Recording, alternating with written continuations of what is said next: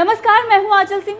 राज ठाकरे ने बीजेपी सांसद बृजभूषण को जवाब देते हुए ये कहा था कि अब 14 साल बाद उन्हें याद आ रहा है कि राज ठाकरे से माफी मंगवाना है। साथ ही उन्होंने गुजरात का भी जिक्र किया था और ये कहा था कि गुजरात में यूपी बिहार के लोगों के साथ बर्बरता होती है, लेकिन उस पर माफी नहीं मंगवाई जाती है। तो जिस तरीके से हमला बोला था बृजभूषण पर राज ठाकरे ने, अब उस पर बृजभूषण का भी जवाब आ गया है। बृजभूषण ने क्या कुछ कहा है वो आपको सुनाते हैं कि किस तरीके से उन्होंने उस पर पलटवार किया है और इसके साथ ही उन्होंने राज ठाकरे को अपराधी भी बताया है। इससे पहले आपको बता दें कि बृजभूषण बीजेपी के सांसद हैं जो लगातार राज ठाकरे का विरोध कर रहे थे। राज ठाकरे ने जब से कहा था कि वो 5 जून को अयोध्या जाएंगे, उसके बाद से ही लगातार उनकी बयानबाजी सामने आती रही है।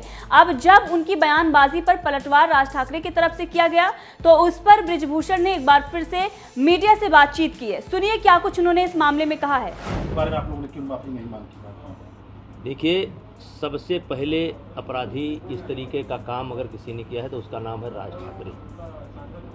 और हमारा मानना है कि उनका हृदय परिवर्तन हुआ है और वो अब हिंदू नेता बनना चाहते हैं, राम को अपना आदर्श मानते हैं। तो हम सब राम के ही वंशज हैं और उनको उन्होंने बेइज्जत किया है, पीटने का काम किया है, तो माफ़ी मांगे तभी आ सकते हैं।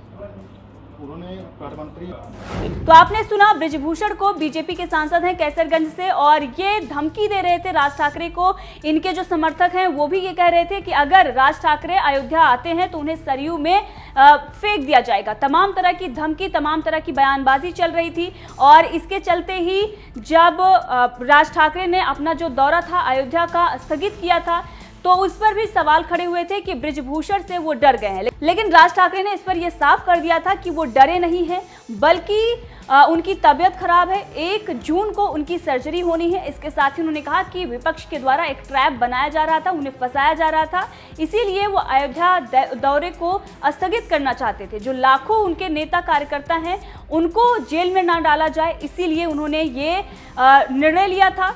बहरहाल जिस तरीके से राज ठाकरे ने बयानबाजी की और उसके बाद अब बृजभूषण ने भी उस पर पलटवार किया है, इस पर आपका क्या कहना है कमेंट करके जरूर बताएं।